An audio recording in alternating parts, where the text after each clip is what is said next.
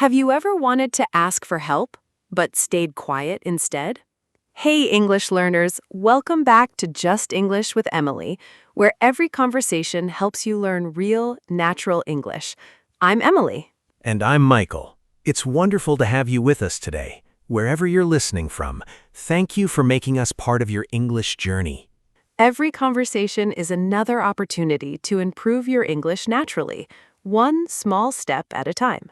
Emily, I was walking through a shopping mall last weekend and I realized something interesting. Oh? What happened? I knew exactly where I wanted to go, but I couldn't find the bookstore. I almost asked someone for directions. Then I thought, what if I don't understand their answer?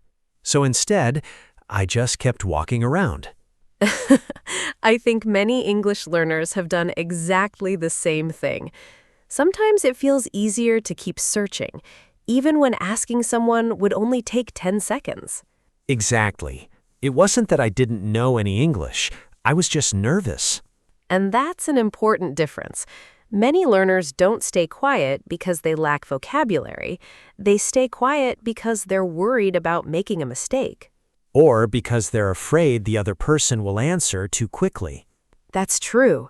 But here's something many people don't realize. When you ask for directions, most conversations are actually very short. People usually use simple language because they want to help. So, I don't need perfect English. I just need a few useful expressions. Exactly.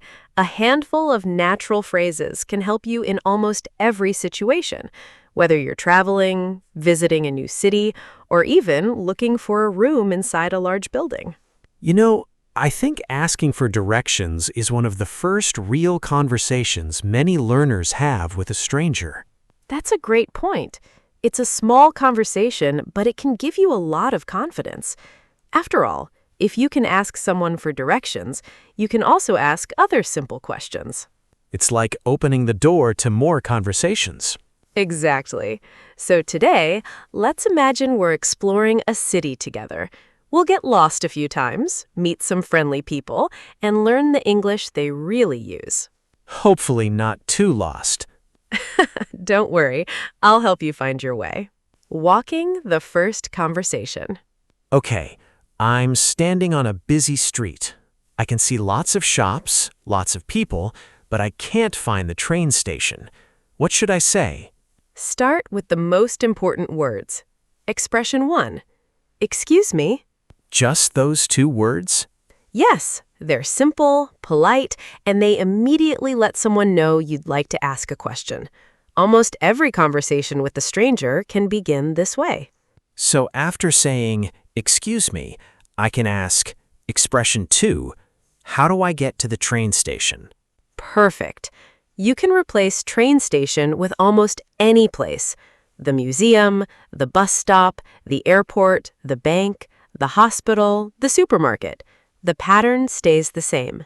That makes it much easier to remember. Instead of memorizing lots of different sentences, I only need one useful pattern. Exactly. Patterns help you speak more naturally. Sometimes I don't know the name of the place. Maybe I'm looking for an ATM. Then simply ask, where's the nearest ATM? I notice people often say nearest. That's right. Nearest means the closest one to where you are now. You can also ask, where's the nearest pharmacy? Where's the nearest cafe? Where's the nearest restroom? I think the restroom might be the most urgent one sometimes. Very true. What if I need help finding a specific street? You can say, I'm looking for Maple Street. Or, could you help me find this address? That's easy because I can show the address on my phone. Exactly. You don't have to pronounce every street name perfectly. Showing the address while asking politely is completely natural. I'm already noticing something. These expressions are short, they're polite, and they don't feel difficult. That's because real conversations usually begin with simple English. You don't need long sentences. You just need the confidence to start speaking.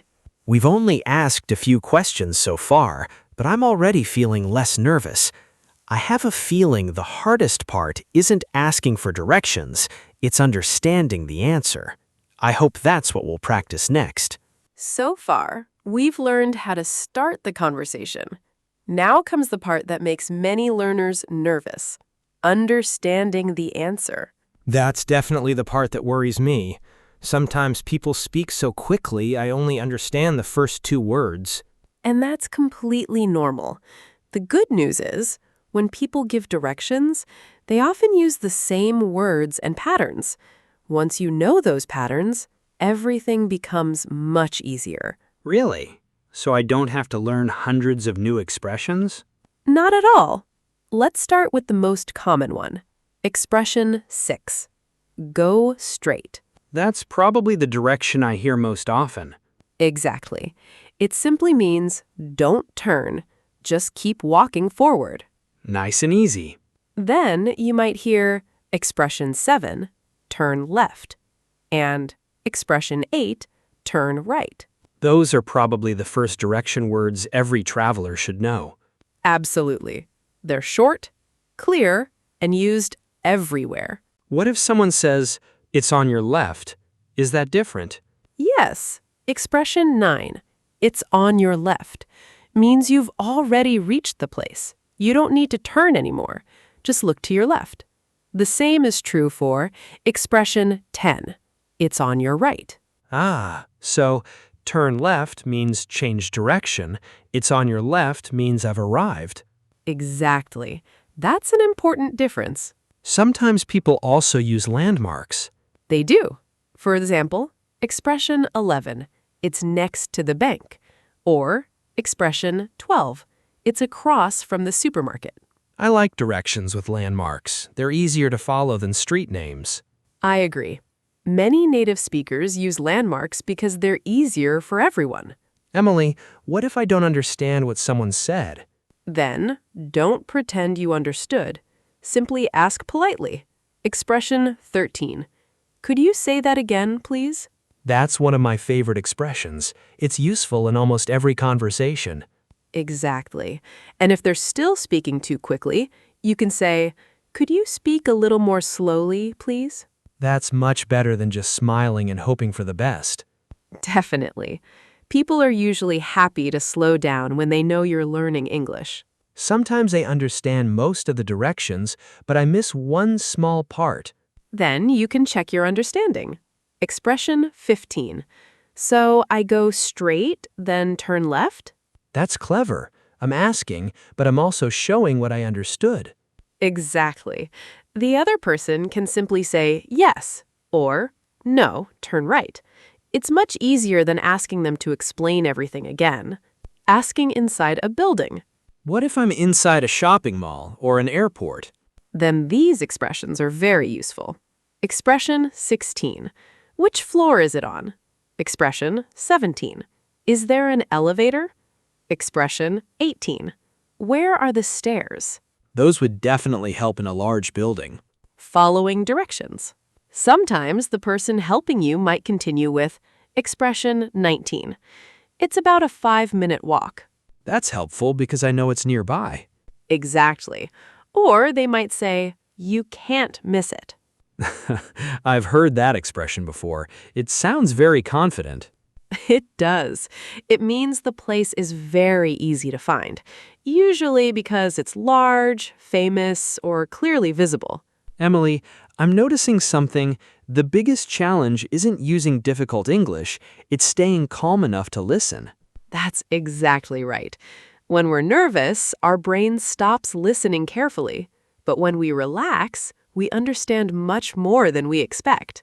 So confidence helps listening, not just speaking. Absolutely. The more you practice these common expressions, the more relaxed you'll feel when someone gives you directions. We've learned how to ask politely, understand common directions, and even ask people to repeat or slow down. But what if we get completely lost, use maps, or need help in more complicated situations? I think that's exactly what we should explore next.